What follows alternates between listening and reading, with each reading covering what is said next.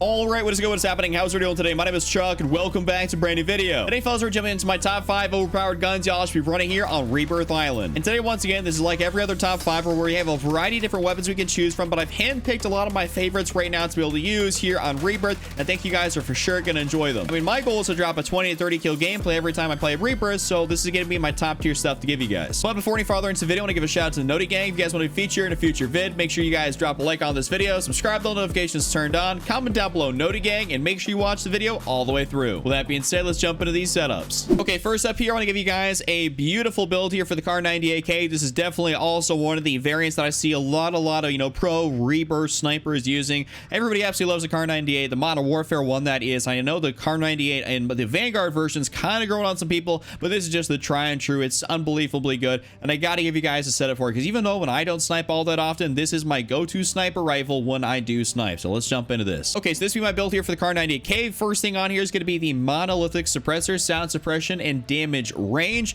We always have to run the mono suppressor when we're going to be running a suppressor for any of the Modern Warfare guns, so the mono isn't definitely going to be the way to go. You guys should always stay away from stuff like the lightweight suppressor, but you can, for any of the weapons, run the tactical until you get the monolithic. I try to stress this because the lightweight, even though it does give you sound suppression, it decreases your damage range, and I'd highly suggest you guys always stay away from a lightweight suppressor, so just go ahead and run the mono. After that, we're skipping the barrel section, going straight to the laser. There's only one option here, and that's gonna be the tac laser. We're running this here because we're trying to be very aggressive and agile. We're not gonna be like sitting way back there and kind of posted up. I mean, if you guys snipe on Rebirth, you're most likely gonna be running this like an SMG, a hybrid AR SMG type of build. You're gonna be kind of aggressive running around with it, so we definitely want to be able to have an aggressive sniper build, and the tac laser is gonna allow us to be able to do that. So go ahead and run the tac laser. At that, in the optic section, you guys can run the basic sniper scope here. You gotta go crazy with it here in the optic section. I mean, just basically the sniper scope is the way to go. I have not seen anybody else ever try to run any of this other shenanigans in here. I mean, I don't know what reason there'd ever be to run the GI mini reflex in this. There's somehow a glitch with the gun. Maybe if that's the case, then maybe that'd be an interesting one to be able to, try out, but it's just the sniper scope here as is. After that, in the stock section, though, we have the F-Tac Sport Comb. This is going to help us with our ADS speed, and we absolutely love that. Of course, like I said, we're trying to be more agile, and we don't have a barrel that's going to be slowing us down, so you guys are going to be able to zoom in here very, very quickly, and that's going to be great. And for our last thing on here, we're actually replacing the barrel with a perk, and that's going to be Sleight of Hand. And the reason we're using Sleight of Hand on this build is because that when you guys actually play, I mean, you know that the Kar98 doesn't reload with like a magazine or something else like that. It reloads like a single round at a time, and that can take quite a while. And specifically when you're trying to get a lot of shots off, potentially, let's say top prison or something else, you're just trying to take out a squad. I mean, having Sleight of Hand can be very beneficial, very useful, and I highly recommend you guys go and try this out. This is my full build here for the Kar98. By the way, you actually go in here and you can go to your reticle and you can customize it a little bit. I'd recommend something like the cross thread or something else like that. I wouldn't necessarily recommend sticking with the default. Just throw in like the cross thread or something else like that, and the rest of the stuff down here, maybe if you have like cover shot, would be even better. But to be honest, just stay away from that very basic one, as that one can kind of feel a little bit inaccurate. And go with something that's got a little bit of a better zoom in here, and that's going to be that. So this is my full build here for the Kar98K. This thing's absolutely amazing. Love this gun, and y'all should definitely be trying this out if you're not using it right now. Okay, so next up here, we're going to be taking a look at the Vanguard Cooper Carbine. I know a lot of people out there are using this thing quite heavily. It's a very highly picked weapon, and for good reason, because it's very solid and it's got a great TTK. The recoil is very manageable, and of course, you're going to be hitting a lot of shots because of having it in very low recoil, as long as you get the correct build for it. If you don't have the correct build, this gun's going to feel very off and not that good, but rest assured, I got you guys the banger build here that you guys are absolutely gonna love. So let's hop into this. Okay, so hop into this here. This is gonna be my build here for the Cooper Carbine. First thing on this is gonna be the MX silencer. So this is gonna be a really good attachment here because they did happen to change around what the MX silencer does. This does help out your recoil control and everything like that, and it does a lot more kind of like what the monolithic suppressor would be more used to. But I mean, I would just definitely recommend you guys to run the MX silencer over something like maybe the recoil booster. But if you feel like you want to go unsilenced, the recoil booster is definitely not a bad thing to be able to use, as that will definitely increase your overall TTK. But using this as an AR, we definitely want to stay suppressed here, as it's going to be our primary weapon. After that, in the barrel section, we have the 22 Cooper Custom. This is going to be more of a task force style barrel. This is going to make us, super highly accurate, and it's also going to control that recoil, and it does increase the fire rate, which is definitely a good thing. So I'd recommend you guys use the Cooper Custom here and run this barrel. After that, in the underbarrel section, though, we have the M1941 hand stop. This is going to help us with recoil control and accuracy. Gotta love the hand stop. This is a tried and true grip here on these Vanguard weapons, and you really can't go wrong with pretty much any weapon you put the hand stop on. It's kind of like the Commando foregrip, but for Vanguard weapons. This is just really, really good for basically everything. After that, though, in the magazine section, we go for the 9mm 60 round drum. This is what we always run. It doesn't even matter if you're trying to make this an SMG build or an AR build. You pretty much run the same magazine regardless, which seems sometimes a little bit counterintuitive, but a lot of these Vanguard weapons, you seem to kind of want to put, you know, the magazine that does like less damage on, like we do for the MP40 at the Gorenko rounds. But you do this and it just makes the gun so good. So we're just gonna stick with the 9mm 60 and just kind of call the day at that. After that, on the ammunition side, you guys can either go with lengthened or you can go with the compressed rounds here to increase your fire rate. It's a little bit up to you guys, but I mean, between lengthened or compressed, you really can't go too wrong. If you want to increase your fire rate, you feel like you can handle that, definitely go for that. If not, go with lengthened and your shots are still going to be hitting. Even more so, probably a little bit faster just because of the increased bullet velocity. So it's up to you guys here for this one. After that, though, in the rear grip section, we got the leather grip here for ADS speed and aiming stability. Gotta love the leather grip. Super solid, and it'll do, you know, justice for whatever you put it on. I mean, it's got no cons, so you really can't go wrong with this one. After that, in the optic section, we have the G16 2.5 times. This is really solid here for Rebirth Island, just because it's like you don't really need much more than a 2.5 times magnification for any of your guns. You just realistically don't. It's just not something that's, you know, that beneficial for you guys to be able to have. I have seen other people go down in here. They use something like, I think it's a 3 to 6 times. Actually, I just probably went past it. But wherever it is, I mean, people try to throw in a whole bunch of stuff. There it is. This is SVT. I kind of scrolled over it, but people try to like use this all too often, and I think it can be good if you want that actual 3 times, but I don't ever want to use that 6 times. So I more often than not usually stick to just running the G16, as that is what I feel like is pretty much like the range for the Cooper, and that works out very nicely for like everything, whether it be this, the STG, doesn't matter.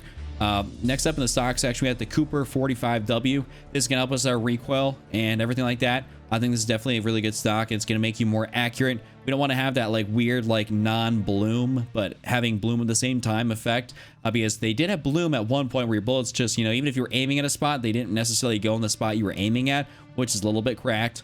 But now we don't have that. We haven't had that for a while, but sometimes it still feels like that's the case if you start lowering your accuracy on these weapons, these Vanguard ones in particular. But for our perks now, we have tight grip here for accuracy and recoil during sustained fire. I'm telling you guys, this is going to make this gun an absolute laser beam. So I'd recommend for you guys to run tight grip. This works out very nicely. And then for our perk 2, we run fully loaded. What I want to say is that I have actually seen something here about on hand kind of weirdly increasing your ADS speed, but it actually doesn't do it the same, like, you know, time for every gun. So every gun's a little bit hit or miss on like whether it does a lot or does nothing.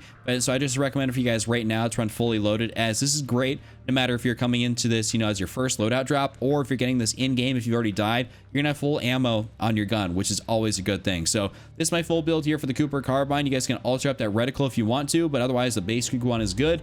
And yeah, that's my Cooper build. Now let's jump into the Modern Warfare MP5. This is a gun, when I take a look at the Modern Warfare MP5 versus the Cold War MP5, this one has been hitting a lot harder here recently whenever I use it, and so I'd highly suggest you guys actually stray away from using the Cold War one and go to the Modern Warfare MP5. This thing is such a satisfying gun to use, and it performs really well on Rebirth. So let's give you guys a setup for this thing, as I do believe this is a top tier secondary. Okay, so this is going to be my build here for the Modern Warfare MP5. First thing on this is going to be the monolithic suppressor on the end of the gun. I had some debates in my last video talking about the mono on the end of the gun versus the integrated monolithic suppressor, and I'll tell you guys what I feel like. Sometimes the iron sights are a little bit more clear when you use the muzzle. It just feels like it's just visually a little bit easier to use the gun. Sometimes it also looks a little bit cooler, to be honest with you. There's not going to be that much of a difference, but you will see the fact that like it does seem to be a little bit easier to use the iron sights on this MP5. Though they're not bad regardless,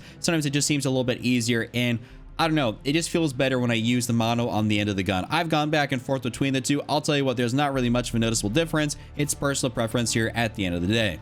After that, though, we're going straight down to the underbarrel section for that beautiful Merc foregrip here to increase our hip fire accuracy. This is something this gun excels, you know, really strongly in, so we want to be able to make sure we can do that and, you know, actually accentuate that benefit. So the Merc foregrip is going to be used for that. After that, in the magazine section, we got the 45 round mag. I mean, there's no debate in here between the 45 and the 30. The 45 is just the way to go, like 10 out of 10 times, 365 days a year, 7 days a week. I mean, however many other, you know, analogies I can make, this is going to be the way to go. Like, there's no reason you should ever use the auto 30 round mag unless this somehow gets a weird, ridiculous buff or it's glitched. But definitely don't do that. Run with the auto, run with the 45 and just basically call it a day. For our second to last thing here in the stock section, we have the FTAC collapsible. This can help us out tremendously with our movement speed and ADS speed. Gotta love being able to move around here a little bit more, so you're not going to feel any of that recoil penalty or that aiming stability penalty.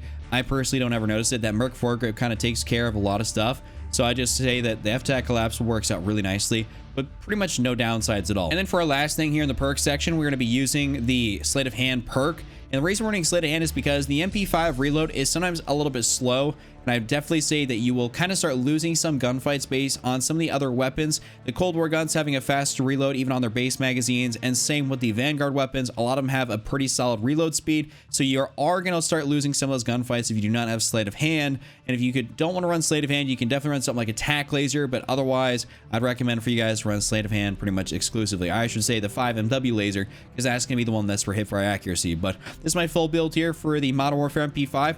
Absolutely love this thing. This is a pretty cool camo, by the way, that's not, you know, able to be gotten anymore. Plenty of you guys are going to be asking me in the comment section, and I think this is a really, really good gun. All right, now let's take a look at another gun that gets used very, very frequently that I'm actually personally a fan of, and that's going to be the Cold War AK-47. This thing is really solid. It has a tad bit of recoil, much like my other favorite gun to use right now, the C58, but this gun is just going to hit very hard. It's going to have a lot more manageable recoil actually than that C58. So for some of you guys out there that say, you know, PC gets a little bit of an advantage due to the FOV and it seems like stuff has less recoil, this should be a lot more manageable and controllable for you than something like the C58 or the EM2, both of which hit very, very hard, but this hits equally as hard and has a little bit less recoil. So let's jump into a setup for this gun. This is going to be my build here for this gun. First thing on here is going to be the GRU suppressor.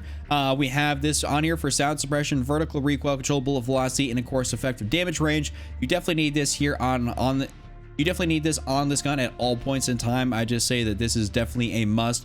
Don't ever want to run the suppressor, the regular one, unless you're trying to make an AR SMG hybrid, and we definitely are not trying to do that. This is a primary assault rifle, so that's what we're going to be using this for. After that, in the barrel section, we got the 20 Spetsnaz RPK. Definitely gonna love this one. This is a task force barrel equivalent. It's the heaviest barrel out there, and we definitely do not want to use any of these other barrels in here. It does not make any sense. Always just run the Spetsnaz RPK barrel. After that, in the underbarrel section, we get the Spetsnaz grip here, which is the equivalent of, like, I don't know, some other task force grip, some regular agency. There we go, probably an agency. But basically horizontal vertical recoil control. I mean, this is what you need on this gun. After that, in the magazine section, we got the 45 round mag, and I run the 45 in here instead of the 60 just because I like a little bit more mobility, and that's what's gonna help me do that. So 45 is kind of like what I'd be running. After that, in the optic section for our last attachment, the Axe Alarms 3 times. A tried and true optic here for all these, you know, Cold War ARs. Definitely recommend the Axe Alarms 3 times. Absolutely love this thing. Super good. This is my full build here for the Cold War AK-47. I absolutely love this variant too, by the way, and I kind of combined the barrel with the other one, and it actually happened to work out pretty nicely. So this is really awesome. Hope you guys enjoyed this build. Okay, now we're gonna be taking a look at the Vargo 52 assault rifle. This is the ferrofluid version that you basically can't use right now in Warzone. You can equip it onto your class, but I don't think as of right now it actually works, though it looks really cool, and you can use it in Cold War multiplayer. Unfortunate that you can't actually do this, but I just wanted to put this on here for the sake of the variant and showing you guys what it is. But let's get into a better setup here for this gun, just because this is really fun to use, and it's definitely a very satisfying gun to use in Warzone. I absolutely love this thing. Okay, so I would have my build for this thing. This is going to be kind of like a hybrid AR SMG. So first thing on this is going to be the regular suppressor here. And of course, like I said, because you want to make this a hybrid AR SMG, we're using the regular suppressor instead of the GRU. I'd highly recommend you guys exclusively use the regular suppressor on this gun if you're trying to make this into like a secondary style weapon or a hybrid AR SMG. We're skipping the barrel section, going straight to the laser. We're gonna run the Tiger Team Spotlight here for movement speed and aim walking movement speed. Gotta love this thing. It's really, really solid attachment for this gun. It definitely helps out with overall mobility and helping you compete at closer ranges with those SMGs. After that, though, in the magazine section, we got the 60-round magazine, the Spetsnaz 60. They actually fixed the reload animation on this gun, so it actually does, you know, reload properly now, which is pretty solid. So you don't have to run the 60-round fast mag in order to be able to get that beautiful reload, in order to just counteract that glitch, that bug. So you can definitely run the regular 60, or if you want to get a little bit crazy with it and have a little bit more mobility, you can run the basic 45, and you're going to be a little bit more mobile than you would with that 60-round magazine. It's also not going to have an ADS penalty, so there's that for you guys. So it's just kind of a little bit up to you guys, your personal preference. But for me, I've had good success running the 60 ever since it got patched, so I definitely recommend for you guys to run the 60. After that, though, we're going to be running the rear grip here, the Serpent Wrap. This actually gives us ADS time, which is pretty nice. I like the Serpent Wrap here. It's a very solid attachment, and I'd recommend it for you guys on this gun. And then for our last attachment on this, we're going to be running the KGB skeletal stock here. ADS fire movement speed, aim walking movement speed, and sprint to fire time. Overall, the KGB skeletal stock is really solid on this, and it makes it so you're a lot more agile, a lot more mobile than you would otherwise be. And I personally really like that, because I'm trying to run around with this pretty much like an SMG. I'm not really kind of using this as an AR whatsoever. So that's my full top 5. If you guys enjoyed today's video, make sure you guys drop a like on it, subscribe, and the notifications turn on, comment down below, and just run Triple Cap, don't be Randy, and I'm out. Peace.